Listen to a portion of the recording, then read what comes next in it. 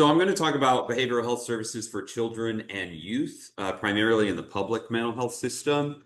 CHAMP has opportunities to help people who are under the age of 21 and 19 generally. So I'm going to go through some of that. I do have a little bit of background in this. I worked in the behavioral health system for kids for a long time before coming to CHAMP, including at the Office of Mental Health. Yesterday, I was at a conference, Families Together conference, and I saw some of my old coworkers at the Office of Mental Health. And, they're constantly growing, which I found to be really interesting because when I was there, we had less than 30 people for all the different programs that are in the mental health system. And now they're over 60. And so now all the programs are actually getting a little bit of attention and supervision. So I think that's good. Generally, it's a growing field. I'm going to cover kind of the primary programs. So I guess the reason I talk about OMH growing and expanding is because they have a lot of just like ancillary programs that are not like the main ones, but there's like a ton of offshoots. Even like what I did when I was at OMH was oversaw a special grant for school-based mental health services that didn't fall under any of these categories that I'm going to talk about today, not even like a satellite clinic. Schools. So we had 26 different schools that like if you were in that school district, you got access to these special services. So there's a lot of stuff like that won't be covering today. But what I will be covering is first just understanding the need and then talking about early intervention and different entry points into the system. We'll be going an overview of all the different services and then talking about other issues specific to insurance related stuff. So I got a little so sometimes you just like take bullet points and you put them on a screen and you can get the information that way. Or you can put all your bullets into Gemini and say, make a cool graphic to put into my PowerPoint using these bullet points. And it usually kicks out something like this. So maybe it's a little chaotic, but it's also cool to look at. So it's not bullet points. One thing I noticed yesterday as I was re-reviewing this was one in five children has a documented mental health need, but there's 6 children in the picture, so sometimes you got to correct it. But early onset, so half of all lifetime mental health disorder cases begin by the age of 14 and 75% have begun by the age of 24. So if you started at age of 14, there might be an 11-year delay before you actually start getting services. So early intervention is really important, and we're doing poorly as a system at getting that early intervention done for our youth. Oftentimes, it takes a long time to get that treatment started. 137,000 children experience a severe major depressive episode in New York State. That was in 1 year, in 2024. It varies from year to year. Certainly during the pandemic, it was a little bit higher. It's come down over the last couple of years. But we do have a lot of, and this is a severe major depressive episode. They are able to take different personality characteristic surveys and get feedback directly from students. They give these types of tests in schools and get that feedback directly from students. So it is oftentimes self-report. 50% of youth who experience these don't receive treatment. Kind of goes in the same hand of, hey, they're experiencing these major issues, but it's taking a long time for them to get services. And then high readmission rates for people who are discharged from a psychiatric stay at a general hospital. They can end up back in the ER within 90 days. So again, that kind of wraparound support upon discharge from a very severe issue oftentimes leads back to readmission. Again, just these could have been bullet points, but why? When you can look at this cool thing. So the leading cause of death in youth ages 15 to 19, the third is suicide, and it's the fourth leading cause in youth ages 5 to 14. I've found that those stats are a little bit misleading just in as I've done my own research within the suicide stats. They can be a little bit misleading. It doesn't mean that 15% of all kids ages 15 to 19 die by suicide. It can still be a pretty small number, but it is the third leading cause. Attempted suicide by race and ethnicity, you can see here. tends to be higher in minority communities. And then LGBTQ have an especially high risk rate for suicidality and report feeling sad and hopeless 57% of the time. Addiction statistics, again, not every slide is like this, but again, it's some a little more interesting to look at. Substance use disorder prevalence. So you see over here, it's an estimated in youth who are under the age of 10, and then in young adults, it was like 10 and above, and adults age 26 is there as a contrast or as a comparison. By eighth grade, nearly a quarter of students had used alcohol, and it increases to almost 60% by 12th grade. And then lifetime drinking in eighth graders have ever been drunk, 9.2, 26% in 10th grade, and 43% in 12th grade. I think a lot of that has to do with like societal pressure and peer pressure, things like that. But certainly can, this kind of early access to substance use can lead to a lot of long-term addiction issues for young people. Marijuana is the most widely used illegal substance by youth, and 1 in 5 young adults are current cigarette smokers. So again, a lot of this has to do with easy access to vapes and other things like that too. And then student gambling. So I think this is another really interesting thing, and I decided to include this because the governor in her executive budget had put some stuff in place, some proposals in place to kind of control for young people and gambling. It is really easy to gamble on your phone. You can just lie about your age and hook up your parents' bank account and gamble away. So, there were some interesting stats about 23% of students have gambled 1 or more times in the last year. 30% of New York State students said it was easy to be involved in gambling. So those are red flags, I think, for people in leadership like the governor, like OASAS, to say, how can we control better for this? And then here are the different types of gambling participation. I was a little bit surprised that like fantasy sports and things like that were this low. Bingo and raffles are like seemingly kind of high. But maybe in some areas that's like the easiest thing to get access to. I'm not sure. You can see these are all from the Youth Development Survey. Those are done periodically in schools. So what are some of the barriers to accessing care? Well, certainly it's based on how many providers are available. So the stat for New York State is for every 100,000 children, there's only 28 child psychiatrists. And some counties, especially rural counties, might have none at all. There's certainly more barriers, as you all know. This is why we have a job. There's certainly more barriers to getting, mental health care as opposed to medical and surgical care. 10 times more likely to have to access out-of-network services in mental health and substance use than they are in medical and surgical. And then 26% of children receive no follow-up care within 7 days of mental health related hospitalization. Again, that kind of harkens back to that, hey, over 50% of these kids are not getting services at all. If they're in service, they end up back in the hospital within 90 days, right? You can kind of see there's a large need for services for youth. So you understand that there is this need. How do you get access to the public mental health system? So referrals can come from anyone directly to the provider of care, like clinics or crisis services. So parents and caregivers are able to refer. A youth can refer themselves to services as well.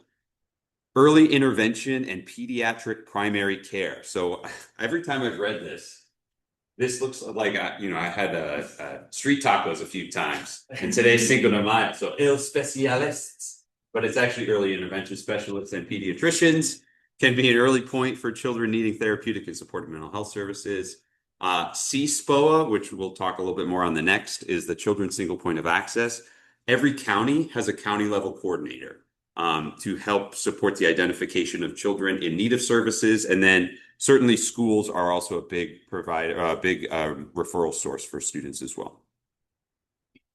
So like I mentioned, every county has a single point of access children's coordinator. They are there to identify high need youth and connect them to the most intensive services typically. They consult and help link families to community-based supports, regardless of whether they have private insurance or Medicaid. So you don't have to be enrolled in Medicaid in order to contact a CSPOA or to use the application for a CSPOA. Some of the services that a child might be eligible for might require Medicaid. So, but it's not a requirement to contact a CSPOA. They'll do an assessment to determine the needs. So specifically for high acuity children who need like more intensive services like home and community based services, they'll need Medicaid to engage with those specific programs. And so these links will be available, but this is a really helpful website. This is the Conference of Local Mental Hygiene Directors. They have every single CSPOA in every county. It's regularly updated. So they also, just so you're aware, and when you utilize this this website, they also have all of the AOT coordinators listed on the same page, as well as all of the directors of the local LGUs, who I have emailed every single one of them, just like as an outreach, and many of them are very responsive. So if you email out, you might actually hear back. CES is Children and Youth Evaluation Services. This has recently gone through some change. It used to be outsourced by the Department of Health to a provider to document or to go through the CES process. DOH has recently brought it back in-house, but it's the statewide entity that determines if a child or youth is eligible for HCBS, or home and community-based services, under the children's waiver. So this is someone who's not already in Medicaid, right? They don't have Medicaid coverage, but they're potentially eligible for this intensive service. They can go through CES to obtain that eligibility. It's the mandatory, I just said all that in a different word. So they facilitate a family of one Medicaid application process if they meet clinical eligibility criteria.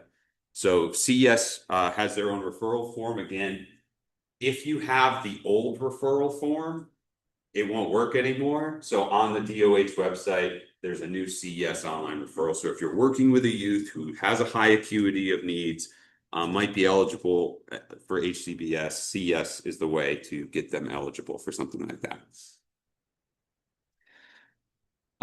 Services for children with significant mental health needs that require these intensive community services or residential treatment need a mental health practitioner to complete Part 2 of the referral application to access these specific high need services. So Youth Act, which is assertive community treatment.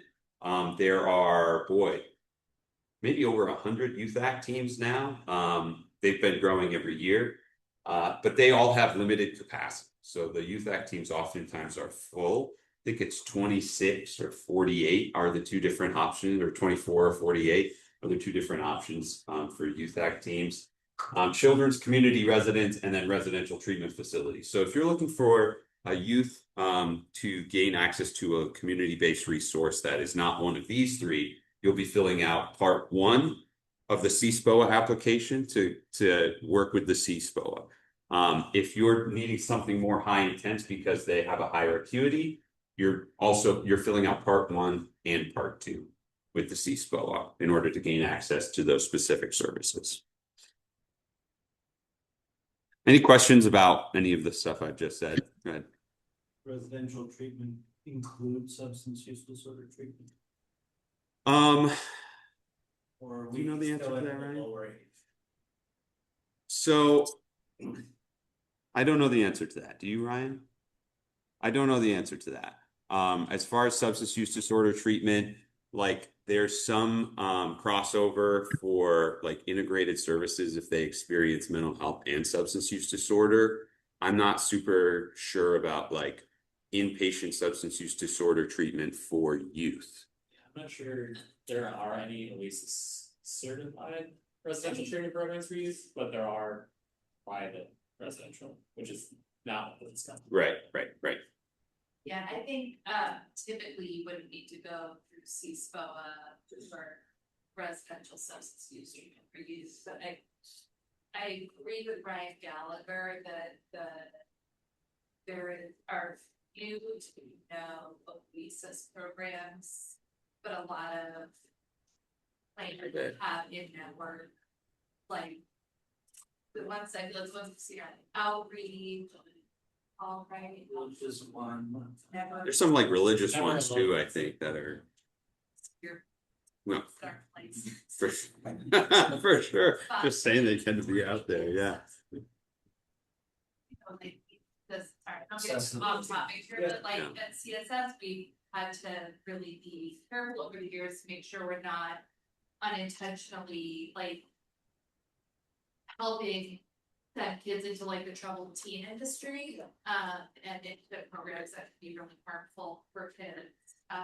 And it can be hard to know, especially if they're not in New York State. You don't know that programs that are licensed by a major evidence-based programs, but once you're out of New York, you want to make sure it's licensed by, you know, a comparable state agency to Oasis and Beaches. And yeah, I mean, I've looked up, I've just Googled places out of state that parents are sending their kids just to try to get a sense of like, is this like a legitimate treatment facility, or is this an abusive, potentially abusive, part of the troubled teen industry?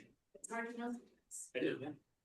You emailed me recently about, I think, Never Alone, which is licensed, but not funded, right, by access. So I don't know where it falls right here, but there are very few. Yes, there are some. I think it's harder. But I don't think there are any funded. I think what we found is zero is inpatient detox, right? Yeah. We couldn't find any inpatient detox for teens. Yeah, I've seen pediatric units in the hospital settings for detox for adolescent, but those specific, like some you might be able to advocate if they're I think 15, 16, you might be able to advocate with the provider to accept them, but outside of that, mostly it's just been certain hospital settings. Yeah. Yeah. And there are some, and like, I think we found one in New Jersey for that client. It was a kid that needed inpatient detox. Oh, okay. Lisa, did you have a question on here? Can't see yet. Oh, I do have a question. I don't know how you knew that. You must be psychic, but yes. Well, I had emailed yesterday about this. Did I say am psychic or Don't psycho? let I'm anybody not- tell you anything different.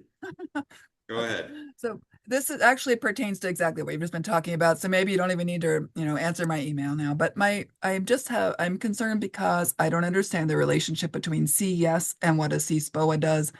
If a CSPOA has determined that someone's eligible for the children's waiver services, and do they just kind of then toss them over to, the local district, or does CS then step in for that transition? Or I'm just not sure My what the understanding would relation. be that CES needs to be involved in that, especially if the child doesn't already have Medicaid, that Yeah, in in order that to get situation. eligibility so the CSPOA, in my assumption, would kick it over to CES over at Department of Health, unless somebody thinks differently. Yeah. That's what I need to know. Thank you. Yep. For CSPOA, that, my understanding is that's a requirement for, like, these Yep. have to be part of CSPOA. Yep.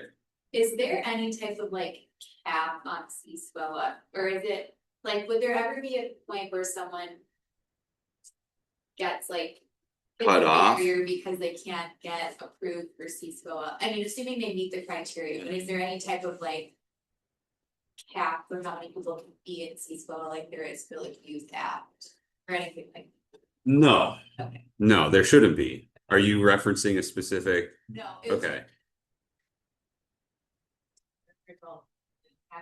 CSPOA to get residential, Mhm. and I just had the thought in mind, is that ever like a challenging thing? Yeah, no, they're like the CSPOA, I guess the best way to think about them would be like a navigator in many respects. Like they're there to help refer out and like get access to services, be a centralized knowledge base of things within the county. I haven't had time to research this, but I did just hear yesterday that OMH Central Office has taken away the residential treatment facility like approval process from the field offices, and now they're doing that in-house. So if they get a referral from a CSPOA, so this is the process. If you need residential, you would go through the CSPOA through this Part 2 application. The CSPOA would then make a determination and then send it on to Office of Mental Health. That process forever has been to the field office. So there are 5 or 6 field offices. I'm gonna go with 6, Long Island, New York, 6. Field offices that all have like residential treatment specialists that would then review the application. Once OMH signs off on it, that's like when we get into OMH Medicaid and all of that interesting stuff where they have, the state is covering it. That again, I just heard this yesterday, has all been brought into central office. So if you've like ever gone through that process and dealt with a field office in that way, you won't be doing that anymore. I think if anything, it will streamline the process, right? So now everybody's getting kind of similar criteria. Any other questions before I move on? So I find this to be a really useful graphic. I had someone who I used to work with at OMH like send me some graphics from slides that I knew that we had when I was in the children's division. So you'll see some of them up here because they're really helpful. So it's a continuum of service and a child can enter at any point. In fact, I think I said it here. Yeah, they can enter at any point. So it doesn't mean like, oh, if you haven't had outpatient, you can't get to residential, or if you haven't had residential, you can't get to inpatient. It is a continuum. Children can enter at any point along the continuum, but least intensive to most intensive. Being eligible for a service doesn't mean that the service is necessarily needed either. So you have outpatient services. We're going to briefly cover all of these circles. One thing that I did do is link to some of the other presentations that I've done, because a lot of the services that we list here are listed in a previous PowerPoint that I've done. So just for sake of time, and I have till 4:50, is that right? Oh, I have till 5 now. Sorry, everybody. So these are listed in order of least intensive to most intensive. So you've got your Article 31 clinics or your Mahoder's clinics. Some Mahoder's clinics are specifically designed for children, and some don't take children at all. So it's important to check ahead of time if you're trying to refer out to a Mahoder's clinic if they work with children or adolescents. You can learn more about Mahoder's clinic. There's the link to the presentation I've done previously. Intensive outpatient is a service that's offered by a clinic typically. Now, I believe non-clinics can also offer IOP. It tends to be a little bit more difficult to get into those. I was talking to a private IOP provider at a recent event that I went to, and they were talking about some issues that they were experiencing. But IOP is basically like outpatient, just a little bit more intensive. You have access to additional support groups and to additional therapy sessions and things like that. So it's for a little bit more intensive outpatient style treatment. And then school-based satellites. So one of the big pushes from the governor and from the commissioner of Office of Mental Health has been for, they've said this publicly, so I don't feel like I'm speaking out of place, but that every school would have access to a school-based mental health clinic. So the process for a clinic to be in a school, they have to come to an agreement, have a memorandum of understanding or some sort of official agreement that they can operate a satellite clinic out of that school. So for clinics to get licensed by the Office of Mental Health, they have to meet a lot of different criteria about their space, about their availability, their hours, the services they provide. And so within the school, those requirements are slightly offset. But there are still requirements around rooms and space and how often they're there and privacy stuff. So there is like a bit of a lift in order for a school to have a satellite clinic available in there. The other thing that you typically think about Mahoder's clinics is that they're for, Medicaid recipients, folks who have Medicaid. That's the public mental hygiene and outpatient services. That's where they would go to get outpatient services typically. But these school-based satellite clinics don't have that restriction. So if you have a child that doesn't have Medicaid, but they'd like to get access to a school-based clinic, they still can. So there are rules that have come out. Boy, I should have actually looked up the regulation too, but there are rules around making sure that school-based clinics are available to all students, regardless of whether they have Medicaid or not. So commercial insurance needs to cover these services in the school if they have commercial insurance. CCBHCs, there's now 39 of them operating statewide, certified community behavioral health clinics. These are kind of your urgent care, so to speak, of outpatient services. They offer 9 core services. We've talked about it previously. I did a whole presentation specifically on CCBHCs. And so, youth generally should be able to access a CCBHC as well. Youth clubhouses are drop-in centers for youth. So this is a substance use disorder specific service. Oh, and I guess the other thing I'll say too about, okay, yeah. Okay, never mind. So yeah, these are specific to substance use disorder. They provide recovery supports like peer support, skill building, community engagement, educational, vocational support, family engagement, sessions on health and wellness.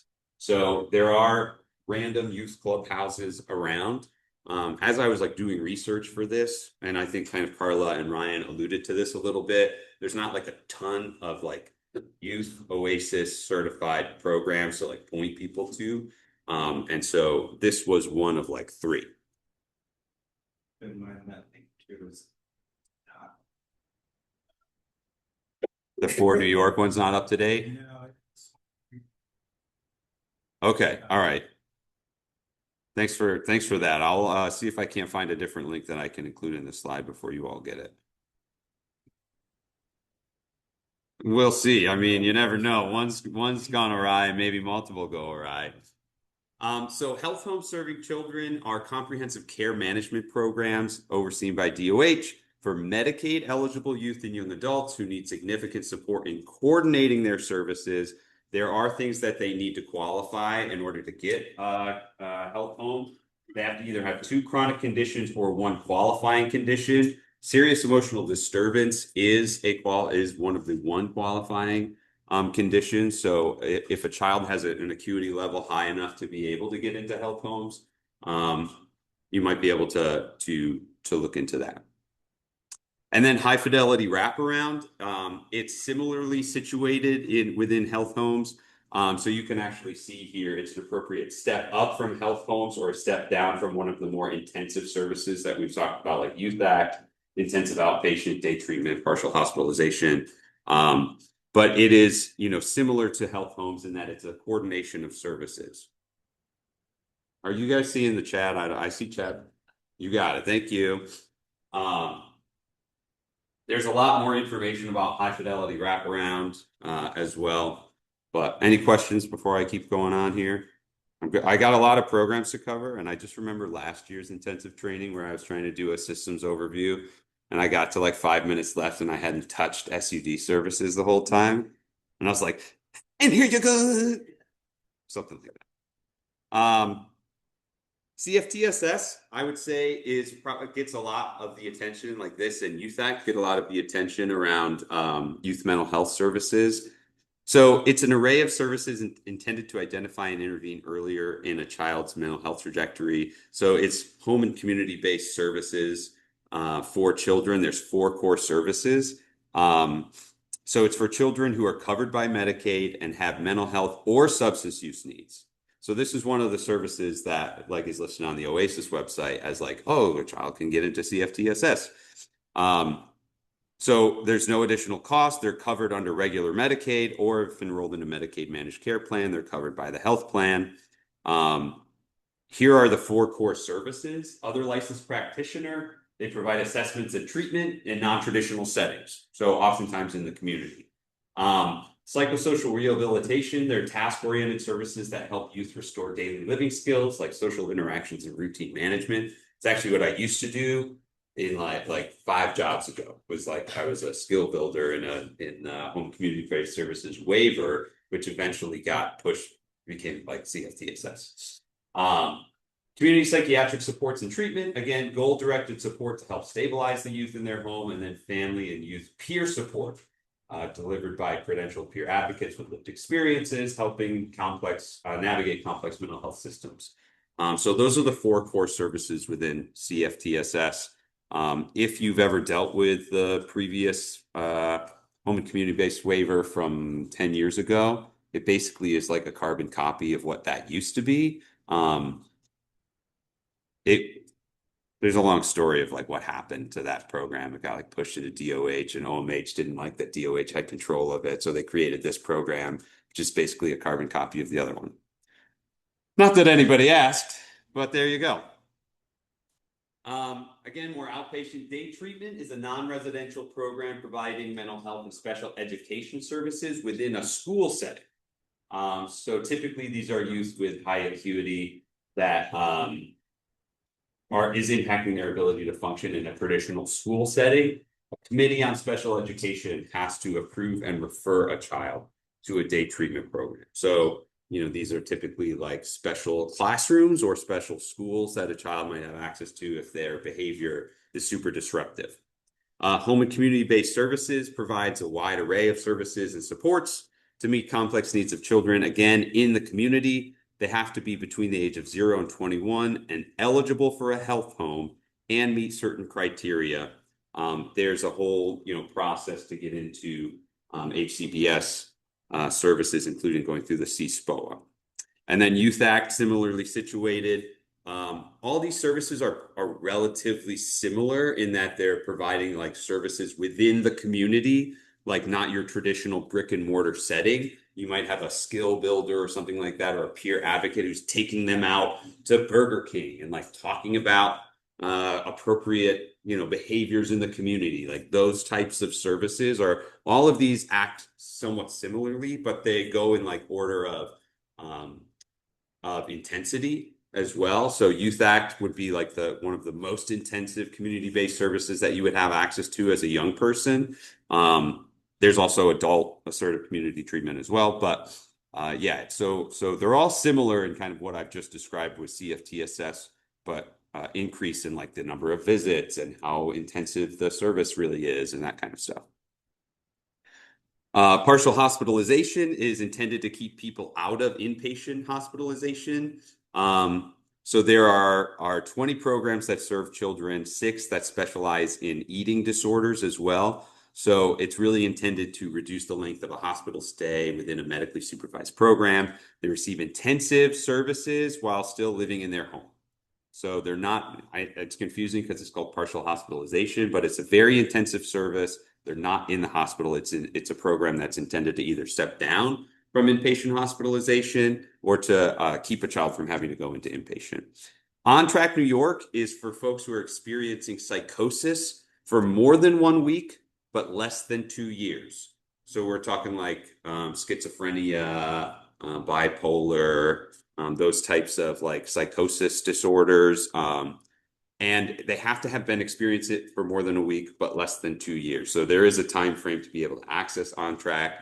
For anybody in the Albany area, not to plug it, but I'm gonna. The local NAMI chapter is doing a film screening on it and having specialists from the On Track program that operates here in Albany County talk about their services and stuff. That's May 16th. It's a Saturday at 2 p.m. at the New York State Museum. So if you happen to be in the area, it's a great way to learn about it. Residential treatment. So children's community residences are home-like settings. They have 8 beds, 24/7 supervision, rehabilitative treatment, care coordination to children with serious emotional disturbance and their families. They're admitted to CCR to attend school, receive clinical services and support in the community. They have to have an SED that impairs their ability to function across settings that require 24/7 supervision and daily rehab treatment.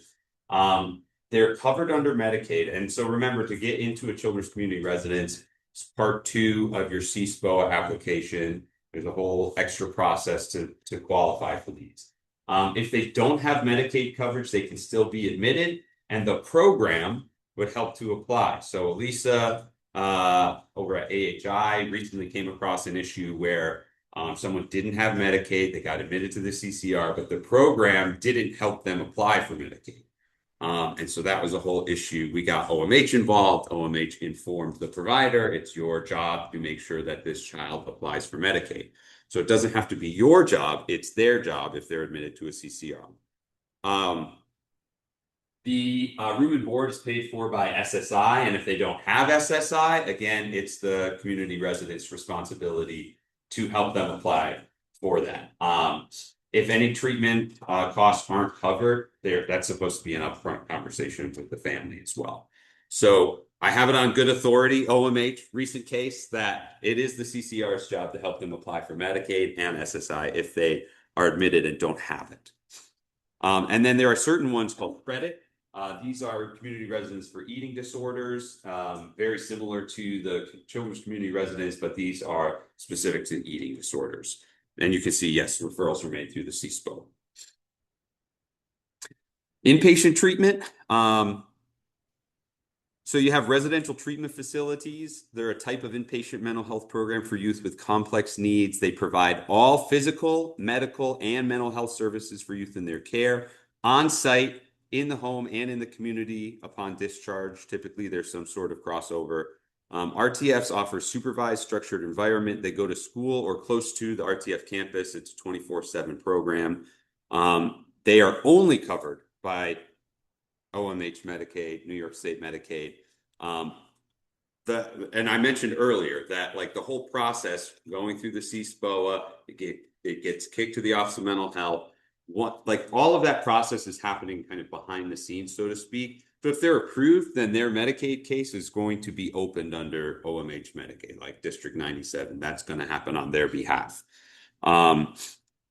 Not just because, and so I guess the other caveat I'll mention too is OMH can approve a child to go into an RTF. Like, yes, they're eligible. Yes, we're going to enroll them in OMH Medicaid. An RTF does not have to take them. So they might say, hey, here's one in your community. The RTF could still say no. And oftentimes that's like those are like the big issues that OMH is often dealing with like, well, no one will take this kid. In those instances, OMH is doing a lot of the advocacy on behalf of the child to like try to find someone, incentivize a program to take the child. But if behaviors are like so disruptive that they can't like safely house a child, programs don't have to take them. I mentioned all the referral process about 3 times already, so hopefully that has stuck. Inpatient hospitalization, they're hospital-based programs. You can either have OMH hospital-based programs or privately owned hospital-based programs for inpatient hospitalization. So they can offer comprehensive psychiatric treatment for people having an acute episode that require mental and physical stabilization. Admission is determined by a physician that a youth is at imminent current risk of harm to self or others and cannot safely or effectively be treated. So again, like generally speaking, all the services we just talked about are to avoid this. Like this is like the highest level. We don't want kids being an inpatient. Stepping kids down out of inpatient is often very complicated because again, programs they're like, we can't handle a child with this high level of need, or stuff like that. So this is like the last stop along the journey here. And then any questions so far? I think we're doing okay. We're doing wonderful. Okay. So I'll just say it because why not? I'm looking at my phone to see the time, but I'm my son's Cub Scout den leader, and the Cub Scout pack leader just texted, said, Ryan, are you alive? Because I spent the last week in Utah and have been like not talking to anybody, obviously. So that's yeah, right. Like, yeah, I'm giving a training right now, Mark. Thanks a lot, bud. All right, so emergency and crisis services, these are all super time limited. Everybody knows about 988. It's a 24/7 resource for folks who are struggling with suicide, substance use crisis, or emotional distress. Mobile crisis units help youth having or have immediate risk of having a behavioral health crisis.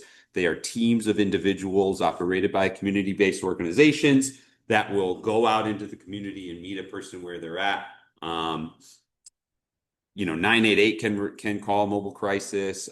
You could call mobile crisis. If you're working with a provider, they could call mobile crisis. You can find mobile crisis providers on the OMH website. Crisis stabilization centers support urgent treatment if experience a mental health or substance use crisis. So this is the other thing that Oasis has listed on their website, these crisis stabilization centers. There are a handful of them around. I don't believe that there are a ton of them just yet. I think only 3 at the moment. So you can look on the OMH website for where those 3 are. I think most people have heard of CPEPs. It's like an emergency room that specializes in helping with mental health and substance use crises. This critical time transition program, OMH has it listed as like, oh, this is a service, but it's not actually a service that is in operation yet. So it's in development at the moment. Urgent mental health support and treatment. They have 2 components, critical time intervention and transitional residential setting. So 9-month length of stay for critical time intervention and 120 days for the transitional residential setting. Youth ages 11 to 17 who are in the emergency department or a CPEP, ready for discharge, but facing barriers to discharge. So like I literally just mentioned, like when that youth gets to that inpatient level, stepping them down out of care has been kind of just a historical problem forever. They usually are not like super stable, ready to go back into the community. So this would be a service that, again, not currently available, but once it is, would be the designed step down for youth coming out of a hospitalization setting. Home-based crisis intervention is for a counselor coming to the home or other places that the youth goes to help settle a crisis, make a plan to avoid unneeded hospital stays, similar to mobile crisis in a way, but HBCI specific to youth. Children's crisis residence during a crisis, it's 24/7 support, provides the youth, works with providers the youth already has, and makes referrals to any needed supports. No diagnosis needed for a referral. No one will be turned away for inability to pay. And you can have other like outpatient services at the same time that a child is in a crisis residence facility. My understanding of children's crisis residence is that they're very short stays. Like it's not an inpatient, it's not an RTF. They're short stays during a crisis. And then the mobile integration team, someone to talk to from teams with staff like social workers. If you were to quiz me right now, the biggest difference between a mobile integration team and mobile crisis and home-based crisis intervention for youth, I don't think I would be able to delineate super well the difference between all of them, other than to say that they have different funding sources. So there you go. So I'm almost done. This is great. Look at that. So children and youth without Medicaid accessing outpatient services. So if they have Child Health Plus, behavioral health services are governed by parity laws. The state and federal regulations mandate that insurance companies cover mental health and substance use disorder services at the same level as medical or surgical care. You know all about that already. So while some Medicaid-specific services like CFTSS are not available through private plans, those with private insurance might have distinct pathways to clinical intensive supports in other types of services, like going through CES. So youth who don't have Medicaid but have high acuity might be able to go through the CSPOA to get access to these higher level services, and then through CES to be able to become eligible for those services if they're not Medicaid eligible otherwise. For youth in need of residential levels of care, I think we already kind of talked about this, but RTF services are only covered by New York State Medicaid. So if you've gone through the CSPOA, you've done that Part 2 application, and they say, yes, this child's eligible, the whole they don't already have to be in Medicaid. They're going to go through this process, and OMH is going to enroll them in OMH Medicaid. CCR services, that's Children's Crisis Residence Services, are covered under Medicaid. If a youth doesn't have Medicaid coverage, they can still be admitted, and the program would help them apply for Medicaid. We just talked about that too. Same with SSI for Children's Crisis Residence. Again, everything's accessed through the CSPOA. I guess this is like the 5th time I've said it now, so hopefully you guys all understand that to get some of these more intensive services, you should be in contact with the local CSPOA. Right, so there's this big class action settlement, changes in the standards of care. So there was this big lawsuit around intensive care coordination, in-home services, mobile crisis for Medicaid eligible children. So basically, you had this group. It was a class action lawsuit. You had this group of young people who were eligible but weren't able to get these services in a timely fashion, and they ended up having to go into like high levels of care, like inpatient. Right. And again, like we've mentioned, those are really difficult places for children to be for any length of time. So the family sued the state as a result to say, like, we should have been able to access these services and they were not accessible to us at the time. And so there was this settlement that happened just this year. It was reapproved by a judge. For a little bit more information about this settlement, I put an update about this in one of the policy updates from our monthly meetings. So New York State is currently redesigning these three services. It's going to overhaul how they deliver community-based behavioral health services that effectively treat children and youth in their homes and communities. Interestingly, my old direct supervisor is now the new acting commissioner of the Children and Youth division at OMH, and I was talking to her yesterday about this, and they've created a whole bureau around the settlement because there's so many details about the overhaul, about how community-based services are going to be offered to children and how children get access to them. So more info to come. I believe they have 18 months to get through all of the new updates to home and community-based services that they need to do. I already mentioned this website, the Conference of Local Mental Hygiene Directors. They have a ton of great resources about like children and family services, resources, things like that. So that's what this link is. But it's a great resource for finding all the CSPOAs, all the LGU directors, all the AOT coordinators as well. Healthy Minds, Healthy Kids campaign is where a lot of the data from the beginning of the slides came from. So if you're interested to just hear more about some of that data, that's a great place. And then the OMH website is a really great place to find all of the services I just talked about. On previous presentations I've done, I've actually given screenshots of like, click this button, because it's not actually that intuitive to be able to find the resources. Of course, I'm always a resource for you as well. So if you come across any of these issues, you can also just reach out to me. And it's 4:49. So how about 4:50 on the dial? Let's go. All right.